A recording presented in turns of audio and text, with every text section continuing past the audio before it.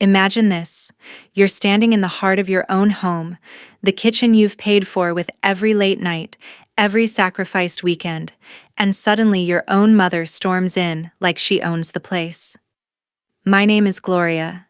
I'm 36 years old, and what happened next still burns in my chest every time I think about it. Get out of my house right now! My mother Kathleen screamed, her face twisted in rage, as she snatched the house keys and the stack of bank statements right out of my hands. Those papers were proof, cold, hard proof that this house, this entire life I built in Charleston, South Carolina, belonged to me. Not her. Not anyone else. Behind her, my father Raymond stood silent at first, then his voice cut through like ice. Who do you think you are, acting like you run things here? And then my younger sister Janet, lounging on the sofa like she was watching her favorite show, let out a sharp, mocking laugh. She locked eyes with me, leaned forward, and said with pure venom, "Sis, do you really think you matter that much?" Her words hung in the air. I felt the room spin, the walls closing in. The kitchen that I had remodeled myself, the counters I chose, the appliances I bought suddenly felt foreign. My own family, the people I had opened my doors to, were treating me like an intruder in my own home. I turned away, without a word. I didn't scream back. I didn't cry. I just walked out of the kitchen, my fingers clenched so tight around the remaining papers that my knuckles turned white. Janet's laughter echoed behind me, but she never got to finish whatever cruel punchline she had ready. I had let them believe I was weak, that I would always bend, always forgive. But that moment was only the beginning. The worst was still coming. Have you ever been betrayed by the very people who are supposed to love you unconditionally? Drop your own story in the comments below. I read every single one. Hit that like button if you're ready to see how one woman turned the tables on her own family, and subscribe so you don't miss what happens next. Trust me, you won't want to look away. 3 years earlier, life felt different. I was 33, freshly divorced, and finally breathing on my own. The papers had been signed 2 years before, and the house in Charleston's quiet suburban stretch, 2 stories white, siding a small porch facing a live oak, was mine alone. I bought it with money I had scraped together from the 4 specialty coffee shops I owned across the Lowcountry. People thought I ran one little cafe downtown. They didn't know the LLC behind the name quietly held the leases, the roasters, the wholesale contracts. I kept it that way on purpose. I didn't want anyone seeing the real numbers. I wanted to be loved for who I was, not what I had built. My mother Kathleen was 59 then. She and Dad had been separated for over a year, nothing formal, just separate roofs and separate lives. Her heart had started acting up. Doctors called it arrhythmia, put her on beta blockers, told her to slow down. She hated slowing down. She hated feeling old. Most of all, she hated the idea of being poor in old age. "I worked my whole life, Gloria," she would say whenever money came up. "I'm not ending up in some state-run place eating mush." I always nodded, always promised I would take care of her. That promise felt like love back then. Janet was 29. My little sister had always been the pretty one, the charming one, the one who could talk her way into anything. But after her divorce, the charm cracked. Her ex left her with half the credit card debt and none of the furniture. $80,000 in revolving balances, late fees stacking like bricks. She called me crying one night from a cheap motel outside Savannah. "I have nowhere to go, Gloria. Please, just until I get back on my feet." I said yes, without thinking twice. Mom came too, said she needed to help Janet settle. I cleared out the guest bedroom, bought new sheets, stocked the fridge with Janet's favorite yogurt and Mom's decaf. I thought we were doing the right thing. Family sticks together. That's what I had been taught. The first few weeks were almost sweet. I made breakfast every morning, avocado toast for me, scrambled eggs for Mom, fruit smoothies for Janet.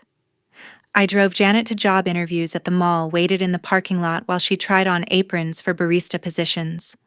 She came back smiling, sometimes said, I nailed it. Then the calls would come. They went with someone else. I told her not to worry. I told her she could stay as long as she needed. Mom would pat my hand and say, "You're such a good big sister. Not everyone would do this." I believed her. But small things started to shift. Mom began commenting on the house. "This place is so big for one person," she said one evening while I was washing dishes. "You rattle around in here like a ghost. Maybe it's time to think about family living together permanently." I laughed it off. "Mom, it's fine. I like my space." She didn't laugh back. Janet stopped looking for jobs. She said the interviews were toxic or beneath her. She spent days on the couch scrolling through online boutiques filling carts she never checked out. Or so I thought. One afternoon, I found a delivery box on the porch, designer sandals, $200. I asked her about it. She shrugged. "I needed something to feel good about myself. Divorce does that to you." I let it go. I told myself she was hurting. Mom's compliments turned into gentle suggestions. "You work too hard at those little coffee places," she said. "Maybe you should hire more help. Let someone else run things." I explained I liked being hands-on. She sighed. "You always were stubborn, just like your father." Dad came by once a week. He didn't say much. Just sat on the porch with a beer, watched the palmettos sway, asked if I was getting enough rest. He never stayed long. But every time he left, Mom would say, "Your father misses this family. Maybe we should all be under one roof again." I started to feel the walls getting closer. I still cooked dinner most nights. I still folded their laundry when it piled up. I still listened when Janet cried about her ex or Mom worried about doctor bills. I told myself it was temporary. I told myself love means sacrifice. I was wrong. They didn't need time to get back on their feet. They needed the house. The whole house. And everything inside it. Things kept changing in ways I couldn't ignore. In the first month after they moved in, Janet borrowed my credit card one afternoon while I was at the roastery. She ordered a pair of designer boots, $300. When the package arrived, she looked embarrassed, handed me cash from her purse and said, "I'm so sorry, sis.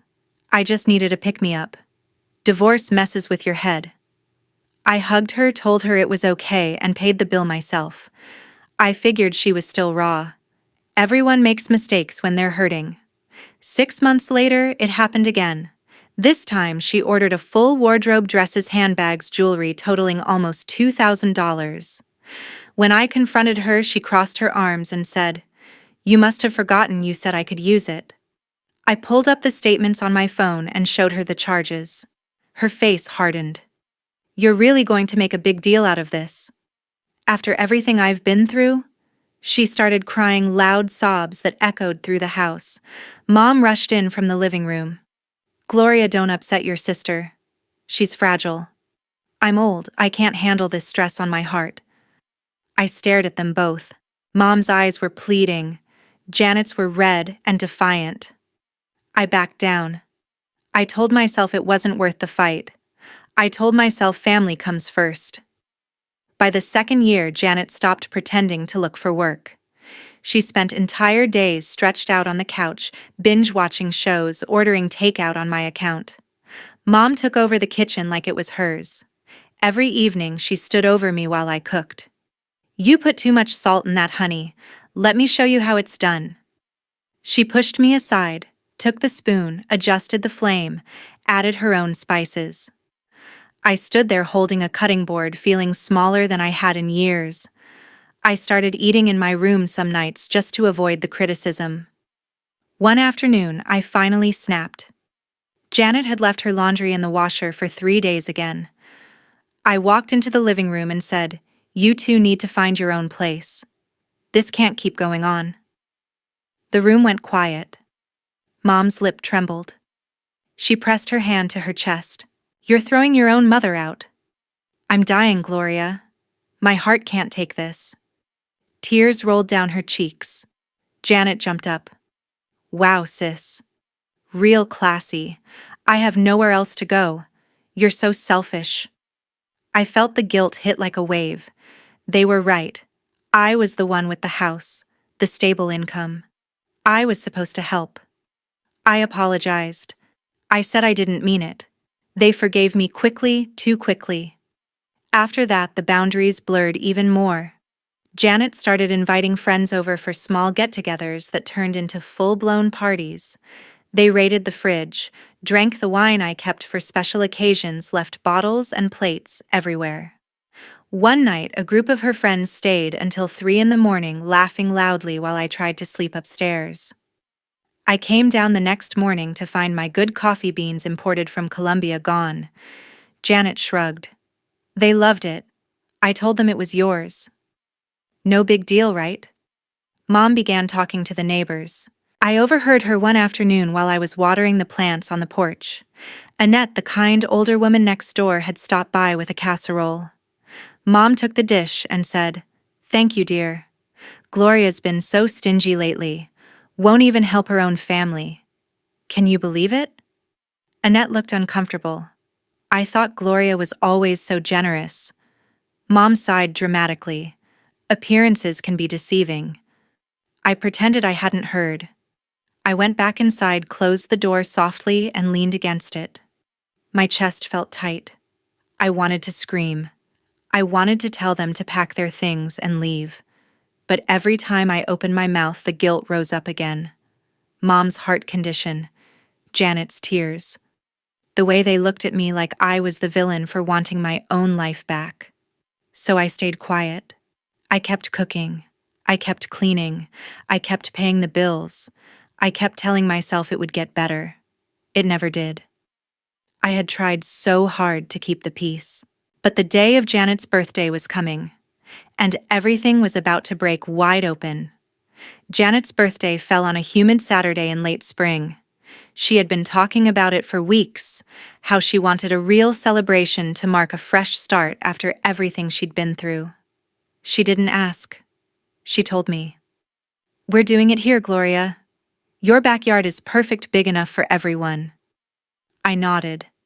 I had already planned to make her favorite low-country boil with shrimp, corn, potatoes, and sausage. I spent the morning shopping at the local market on King Street, hauling bags back to the house while she slept in. When I walked into the kitchen with the groceries, Mom was already there unpacking her own bags. She saw me and immediately stepped in front of the stove. "Move aside, honey. Today is Janet's day. I'm cooking for the whole family."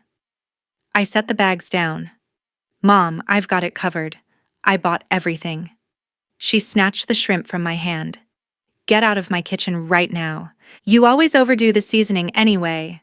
Her voice was sharp, louder than necessary. Dad had arrived earlier than usual. He leaned against the doorway, arms crossed. "Let your mother handle it, Gloria. Who do you think you are, acting like you run things here?" I stood frozen for a second, staring at the three of them.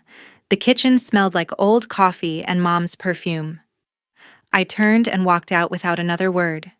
Janet came downstairs an hour later in a new sundress, bright yellow tags still dangling from the sleeve. She saw the tension and laughed. "What's wrong, sis? You look like someone stole your favorite toy." Friends started arriving around noon. 10, then 15, then 20. They spilled into the backyard, setting up speakers, cracking beers, claiming lounge chairs I had bought last summer. Janet greeted them with hugs, loud laughter, pointing around like a tour guide. "This is my sister's place. Isn't it cute? She lets us use it whenever." I stayed inside at first, watching through the window. Mom took over the grill, flipping sausages, calling out orders to Dad. Janet pulled people into photos, posing with the pool I had never even swum in since they moved in. When the food was ready, everyone lined up. I stepped outside to join. Janet waved me over, but not to the main table. She pointed to a folding card table set up in the shade away from the group. "Sit there, sis." We ran out of chairs at the big one. Her friends giggled. One of them, a girl with pink highlights, said loudly enough for everyone to hear, "Wow, her house is huge, but she's basically the help around here." Mom carried a plate over to me. She set it down with a smile that didn't reach her eyes. Then she turned to the group and said, "Everyone, this is the nice lady who helps out in the house. She's been so good to us." Laughter rippled across the yard. Janet raised her glass. To Gloria, the best sister/maid a girl could ask for more laughter. Someone clapped. I sat there holding the plate shrimp untouched fork frozen in my hand. The sun beat down on my neck. The music thumped. I could feel eyes on me, curious, amused, pitying. I didn't eat. I didn't speak. I just sat, hands clenched under the table nails, digging into my palms until they left half moons. Janet danced with her friends. Mom chatted with Dad like nothing was wrong. The party went on for hours. Games, more drinks. Someone jumping in the pool fully clothed. I stayed at the card table until the sun dipped low and the crowd thinned. When the last guest left, Janet walked past me carrying empty bottles. "Thanks for letting us use your place, sis." It was epic. She didn't wait for a reply. I carried my untouched plate inside. Mom was already cleaning up, humming to herself. Dad sat on the porch smoking. No one said goodnight. No one thanked me. I went upstairs, closed my bedroom door, and sat on the edge of the bed. The laughter from the yard still rang in my ears. The words "made help letting us use" cut deeper than any slap ever could. I had thought that was the worst of it. I was wrong. The real blow came just a few days later. The call came on a Tuesday morning while I was brewing coffee at one of my downtown shops. Victor's name flashed on the screen. He rarely called unless it was urgent. I stepped into the back office and answered. "Gloria, we have a problem," he said, without preamble. "The bank flagged an application for a home equity line of credit on your property. Someone submitted a power of attorney document in your name authorizing them to open the line and draw funds. The signature doesn't match your records. They're asking for $250,000. My stomach dropped. Who submitted it? Janet's name is on the cover letter. Your mother's signature is listed as a witness. They used an email address I've never seen before. Looks like a temporary one. The bank caught it because the notary stamp was from out of state and the dates didn't line up. But they almost pushed it through." I gripped the edge of the desk. Victor kept talking something about mail fraud, forged notarization, potential civil exposure, but all I could hear was the blood rushing in my ears. $250,000. Enough to wipe out Janet's credit card balances and give them breathing room. Enough to make the house disappear if they kept going. I thanked Victor, promised to send him copies of everything I had, and hung up. Then I drove straight home. The house was quiet. Mom was at a doctor's appointment, Dad was out, and Janet was still asleep upstairs. I went to my office, locked the door, and pulled every file I kept in the safe: property deed, mortgage statements, bank alerts. I cross-checked the dates. The POA had been dated 2 weeks earlier, exactly when I was in Atlanta for a supplier meeting. Janet had access to my desk then. She knew where I kept the spare key to the filing cabinet. She had taken what she needed, scanned it, forged the rest, and sent it electronically.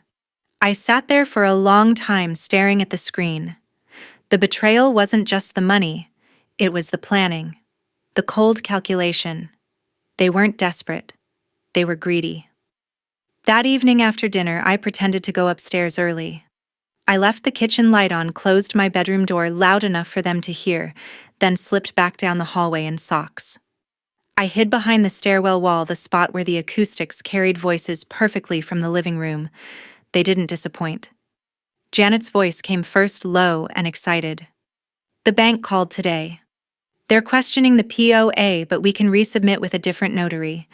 Sis goes on those work trips all the time. Easy to time it." Mom answered slower, almost tired. "We need to move fast. I'm not getting any younger. If we get the money, we can pay off your cards, get me into a nice assisted living place near the water. Gloria can keep working her little coffee shops. She doesn't need this big house anyway." Janet laughed softly. "After we sell it, we split 3 ways. Dad can finally retire too. She'll be fine. She always lands on her feet." I pressed my back against the wall so hard the trim dug into my spine. sell the house, split the money. After Mom went to assisted living, they weren't even pretending it was about helping anymore. It was about taking. I waited until they went to bed. Then I went back to my office, opened my laptop, and started searching for discrete security cameras. By midnight, I had ordered 3 wireless models small enough to hide in bookshelves, smoke detectors, picture frames. I paid extra for next-day delivery. I also downloaded a voice-activated recorder app on my phone and tested it in the hallway. Clear audio. No light. Perfect. The next morning, I acted normal. I made coffee, asked Mom how her appointment went, asked Janet if she wanted pancakes. They smiled like nothing had changed. I smiled back. Inside, something had shifted. The guilt I used to feel, the guilt that kept me quiet, was gone. Replaced by something colder, clearer. I could have confronted them right then. I could have screamed, thrown them out, called the police. But I didn't. I chose silence. I chose to let them keep digging. Because the deeper the hole, the harder it would be for them to climb out. The cameras arrived the next afternoon in plain brown boxes. I unpacked them in the garage while Mom napped and Janet scrolled on her phone upstairs. Small black domes, motion-activated Wi-Fi connected. I placed one in the living room bookshelf behind a row of old novels, another in the kitchen smoke detector, the third in the hallway ceiling fan. The app synced to my phone in minutes. Live feed. Audio. Cloud storage. No lights. No sounds. Invisible. That evening, I stopped cooking. I walked into the kitchen, opened the fridge, took out a yogurt for myself, and closed it again. Mom looked up from the table. "Aren't you making dinner?" I shook my head. "Not tonight." She frowned. Janet came in, saw the empty stove, and laughed. "What, we're on strike now?" I didn't answer. I ate my yogurt standing at the counter, then went upstairs. The next morning, the same thing. No breakfast prep, no coffee brewing for them. Mom banged cabinets, muttering loud enough for me to hear. "This is ridiculous. Gloria, come down here." I stayed in my room. When I finally appeared around noon, Janet blocked the hallway. "You're acting like a child. Mom needs her routine." I looked past her. "Then make it yourself." The shift was quiet at first, but it spread like cracks in glass. I stopped doing laundry. Their clothes piled up in the hamper. Mom tried to guilt me. "I can't bend over like I used to." "My back." I said, "There's a laundromat on Meeting Street, 5 minutes away." She stared at me like I had slapped her. Janet rolled her eyes. "You're really doing this?" After everything we've been through, I locked the pantry and the extra fridge in the garage. I moved the good coffee beans, the imported olive oil, the steaks I used to grill on weekends. When Janet tried the pantry door and found it locked, she banged on it. "Seriously, you're locking us out of food now." I stood in the doorway. "You've been eating what I buy for months without asking. That stops today." Mom exploded. She marched up to me in the living room, face flushed. "You think you're still the boss here? You don't run this house anymore?" "We do." Her voice cracked on the last word, but her eyes were hard. I met her gaze. "If that's true, Mom, call a lawyer. See who's right." She blinked. For the first time, she looked uncertain. Janet stepped between us. "You're being cruel. Mom's health is fragile. She needs stability." Janet's next move came fast. She printed brochures for assisted living facilities, nice ones near Mount Pleasant with ocean views and daily activities. She spread them on the coffee table while I was making tea. "Look, Mom, this place has a pool, a salon, even movie nights. You'd love it." Mom picked one up, pretended to read. Janet turned to me. "We could move her there? Free up the house? You don't need all this space, Gloria. It's wasted on you." I set my mug down carefully. "No. She stays or she goes on her own terms. Not yours." Janet's smile faded. "You're heartless. She's your mother." I didn't flinch. "And this is my house." 2 days later, a man in a polo shirt and clipboard knocked on the door. Janet answered, all smiles. "Come in, Mr. Thompson. We're just getting an idea of the value." He was an appraiser. They walked him through every room, pointing out crown-molding hardwood floors, the view of the marsh from the back windows. I stood in the hallway watching. He asked questions. Janet answered like she owned the place. "Yes, we're thinking of listing soon. Family decision." Mom nodded along. Dad was there, too silent in the corner. When the appraiser left, Janet turned to me with a grin. "Nice number, right? Over 500,000? Plenty to go around." I didn't respond. I went upstairs, checked the camera feeds. Clear audio. Clear video. Every word recorded. Later that week, I met Victor at his office downtown. He had pulled the latest from the bank. They resubmitted the HELOC application yesterday. Same forged POA. Different notary this time, some guy in North Charleston. The bank's holding it pending verification, but they're pushing hard. Victor slid a folder across the desk. "If we file now, we can stop it cold. Fraud complaint injunction, the works." I looked at the papers. Forged signatures, fake notary stamps, emails traced to Janet's IP. I felt nothing. No anger, no shock. Just clarity. I shook my head. "Not yet. Let them keep going." Victor raised an eyebrow. "You sure they're getting bold?" "I'm sure," I said. "I want everything on record, every lie, every plan. When we move, it has to be airtight." He nodded slowly. "Your call. But if they close on anything, it gets messier."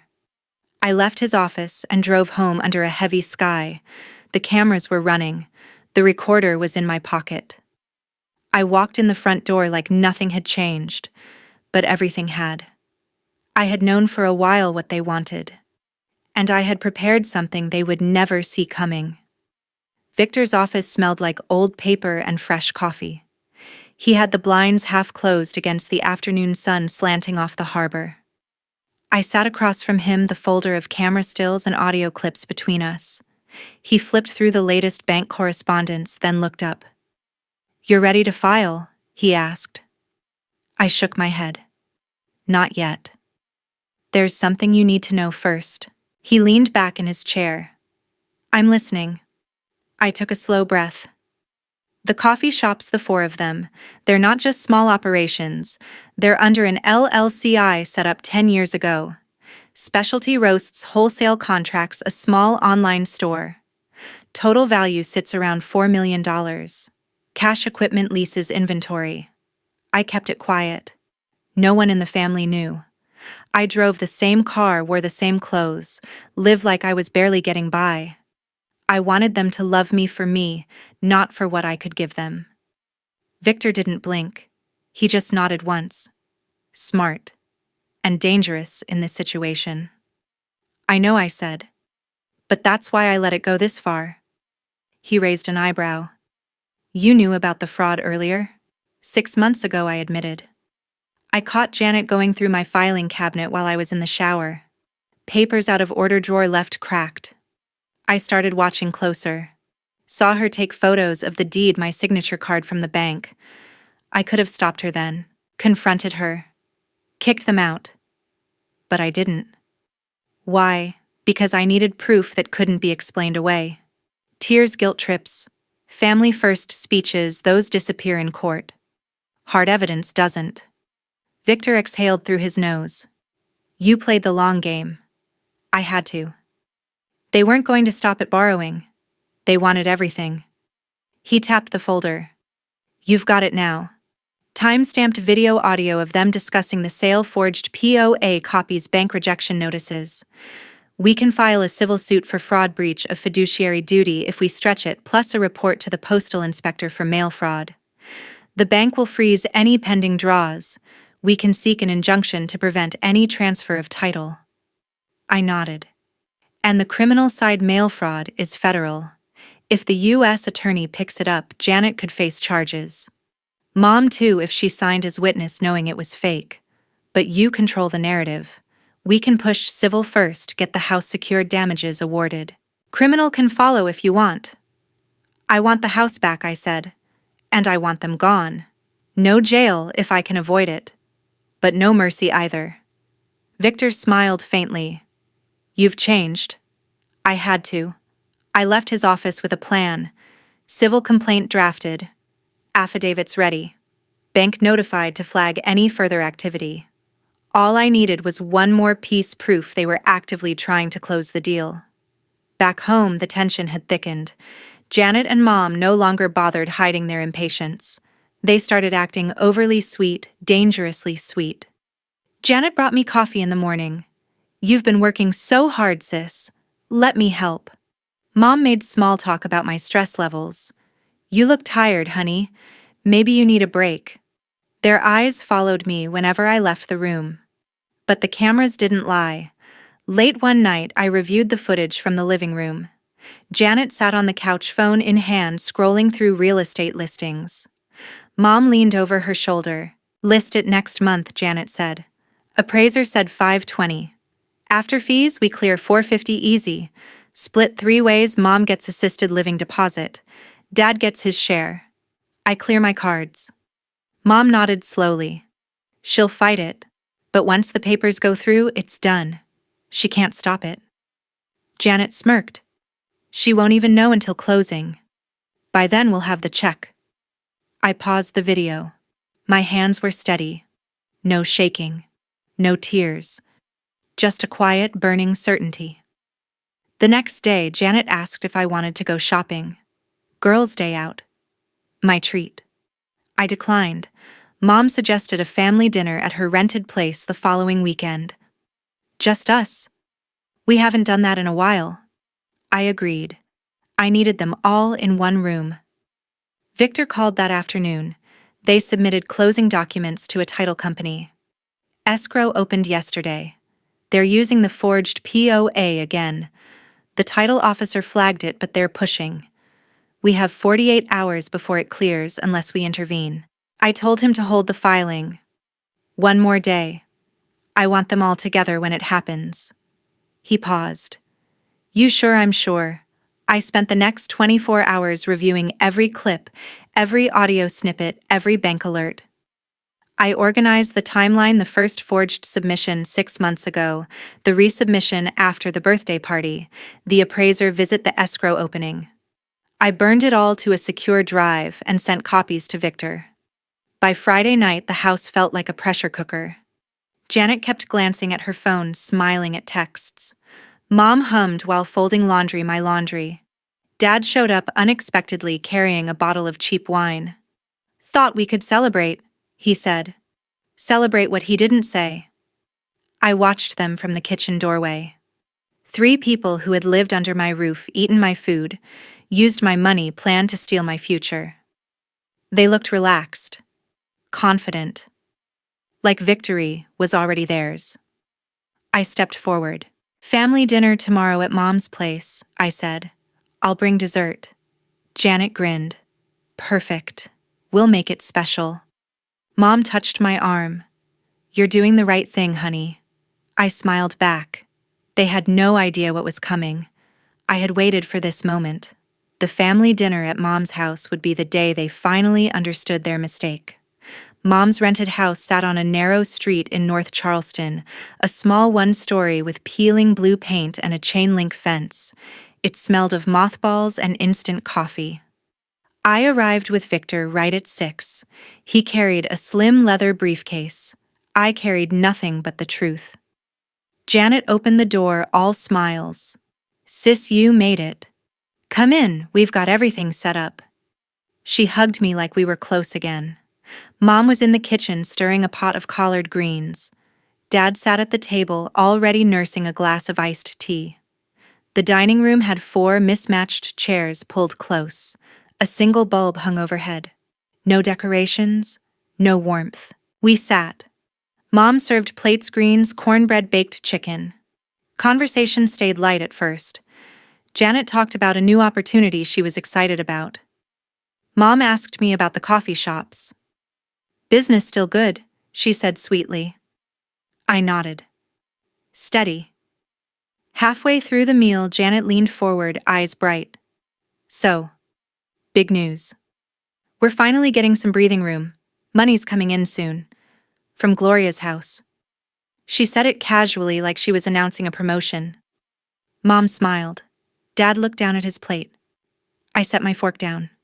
What kind of money? Janet waved her hand. You know, the equity. We're selling. Mom needs a better place, assisted living with care. Dad deserves to retire, and well, I've got debts to clear. It's fair. We're family. The room went still. Mom nodded slowly. It's for the best, honey. You don't need that big house all by yourself. I reached into my bag and pulled out my phone. I connected it to the small speaker Janet had set up for music. Then I pressed play. The first clip was Janet's voice from 2 weeks earlier, clear and excited. List it next month. Appraiser said $520. After fees, $450 easy. Split 3 ways. Mom's reply followed. She'll fight it, but once the papers go through, it's done. The second clip, Janet again. She goes on work trips all the time. Easy to time the POA. I let the audio run. No one spoke. Janet's face drained of color. Mom's hand trembled on her glass. Dad stared at the table like it might swallow him. Victor opened his briefcase and placed copies of documents on the table. The forged power of attorney, the mail fraud traces, the bank rejection notices, the escrow filing they had pushed through yesterday. Victor spoke calmly. The civil complaint was filed this morning in Charleston County Court. Fraud, forgery, breach of fiduciary duty. The bank has frozen all related accounts pending resolution. Title company halted closing. Escrow funds, if any, will be returned to the rightful owner. Gloria. Janet's voice cracked. This is insane. We were just trying to help Mom. I looked at her. Help her by stealing my house, by forging my signature, by planning to sell it behind my back. Mom started crying. Gloria, please. I'm old. I was scared. I didn't want to end up with nothing. I turned to her. You had me. You had a daughter who would have given you anything if you had asked. Instead, you took. Dad finally spoke, voice low. I'm sorry, Gloria. I should have stopped this. I met his eyes. You didn't. And apologies don't undo fraud. Victor slid another paper forward. The U.S. Postal Inspection Service has been notified of the mail fraud component. They may pursue criminal charges. Janet, as the primary actor, faces the most exposure. Kathleen, as witness to the forgery, could be charged as accessory. It's up to the U.S. attorney. Gloria has not yet pressed for prosecution. Janet's hands shook. You're ruining my life. You ruined mine first, I said quietly. I stood up. From today, I cut all ties. No calls, no visits, no money, no help. The house is mine. The locks will be changed tomorrow. You have 30 days to remove your things. After that, they go to donation or trash. Mom sobbed openly now. Gloria, don't do this. I'm your mother. You stopped being my mother when you helped steal from me, I said.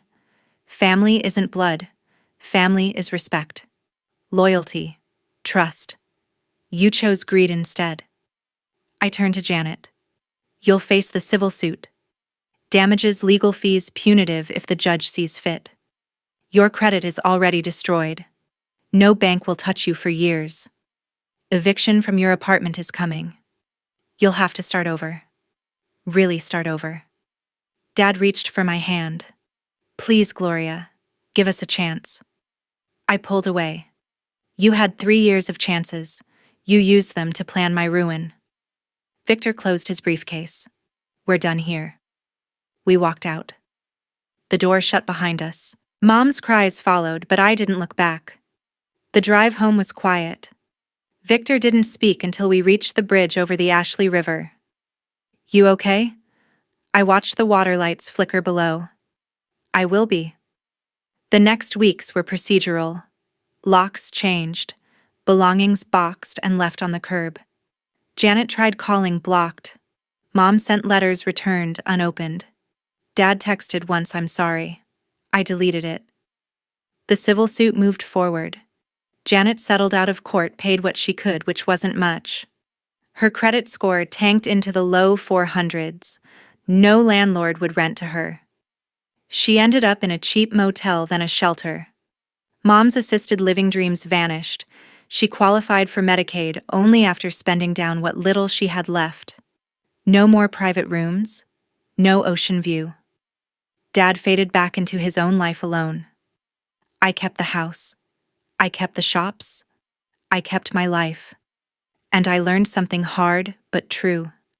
Family isn't the people who share your blood.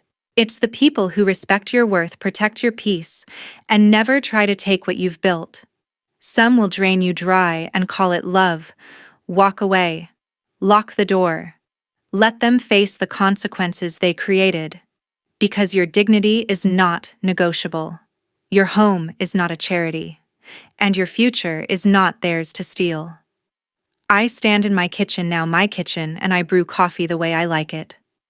No one tells me how much salt to add. No one laughs at my place at the table. I am home, and I am finally free.